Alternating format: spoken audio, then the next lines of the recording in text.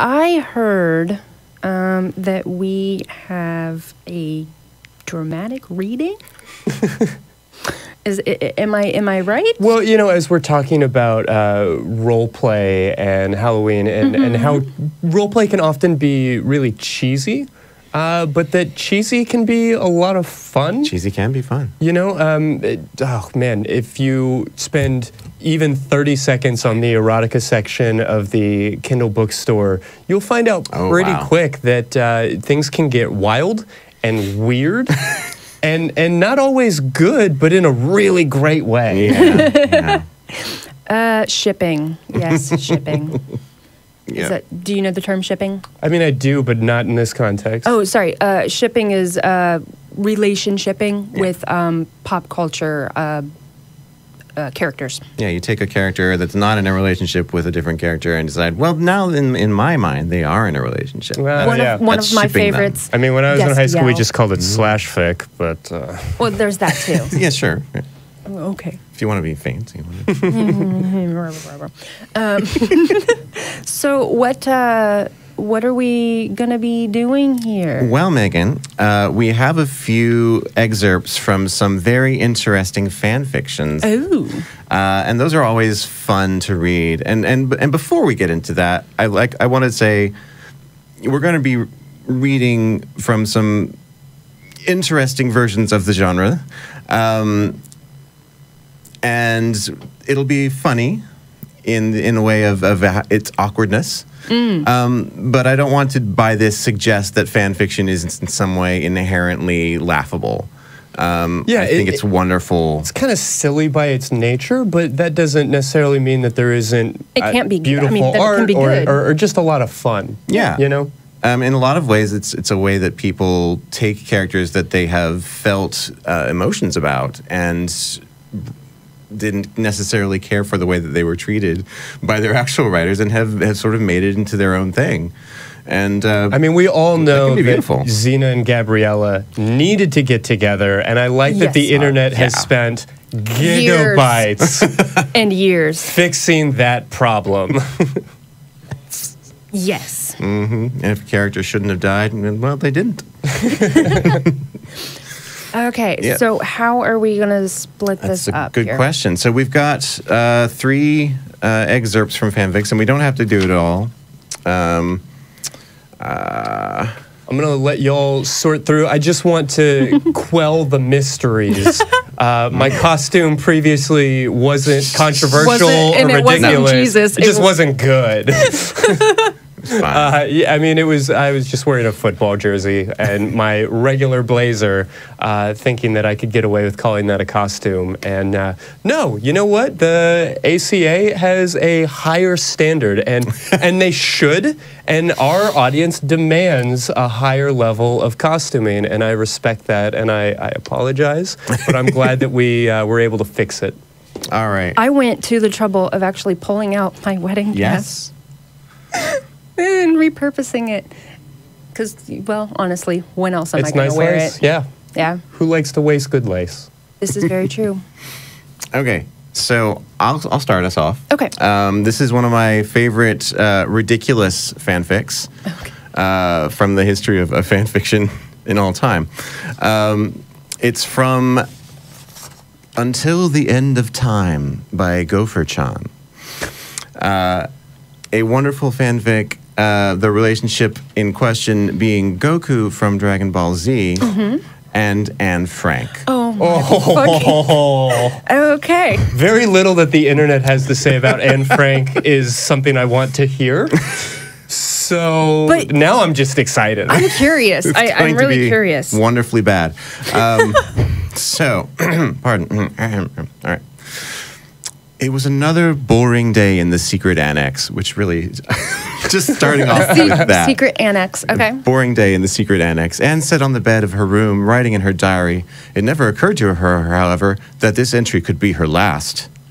As she wrote in the quiet attic, there was a loud noise from downstairs.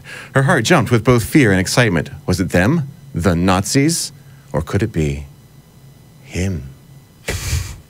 She had no idea whether to run downstairs or to hide. That decision, however, was made for her. Her door flew open, and a tall soldier was visible in the doorway, glaring at her. The cries of her family members and friends were tuned out as Anne only thought of one thing. She stood up and followed the soldier out of the room, down the stairs, and into the back of a truck. So this is it, she said silently to herself. I'll never see him, my one true love, ever again.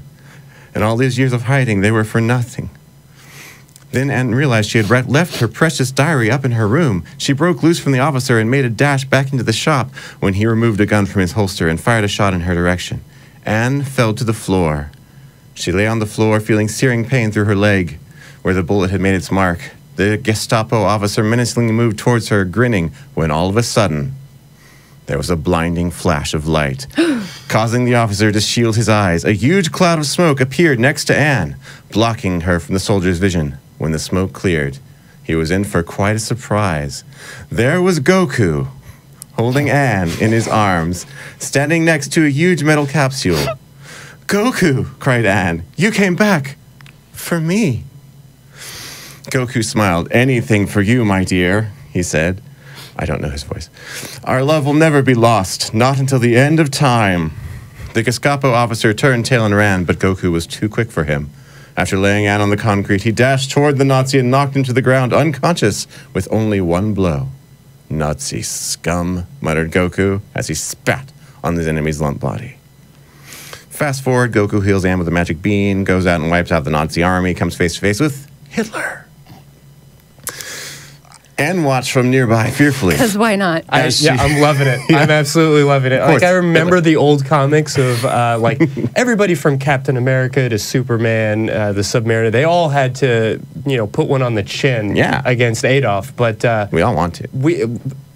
Goku never had a shot, and I like that the internet has fixed that. Mm-hmm. Anne watched from nearby fearfully as she saw the two men stare at each other for what seemed like hours.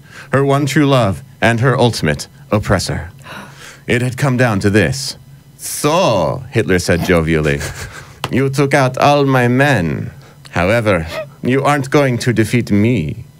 Hitler then jumped down from his platform and down onto the street in front of Goku, pulling a chain gun from the ground nearby, which is a thing that happens. I really thought Hitler was going to be a Saiyan in all of this. Well, no, this is very give it time. Oh, okay. Give it time. Some people. Just like to Goku quickly jumped behind a ruined tank as Adolf opened fire. The tank made decent cover, but it wasn't long until it would be torn apart by the hail of bullets, because bullets work that way. Goku had to act. He dashed out from the side of the tank and flew as fast as he could toward Hitler, who had no time to react. He grabbed the chain gun out of his enemy's hands and snapped it over his knee with ease. Hitler stumbled backwards, shocked at the turn of events. Goku smirked, then said, "It's come down to this. You and me, fighting like men. If you admit defeat now, I'll kill you rather painlessly." Goku had the definite advantage, or so it seemed. Uh-oh. Hitler burst into a laugh, ha ha ha, as Goku looked on quizzically. The mustachioed man slowly rose into the air as his brown hair and pencil mustache turned a blonde color and his brown eyes turned blue. Goku reeled in horror. Hitler continued laughing, then finally said, "Goku, you came here expecting to find a madman, but instead you found a god." Hitler had become a Super Saiyan. His power's over 10,000. It's over 9,000. But later on, Goku becomes a super ultra-powered Saiyan, defeats Hitler. It's all good. Is anybody else wondering I got it, and then it really sunk in. Okay. Is anybody else wondering if the most recent Wonder Woman film had to, in some way, credit this author? Because I feel like they might have stolen some plot points. We can hope. We can only hope. I hope we can go through a few more of those, maybe on the After Hours Patreon content. Yes, I think that would be a wonderful idea. If you would like to hear Christy and I read additional wonderful fanfic in sexy, sultry tones,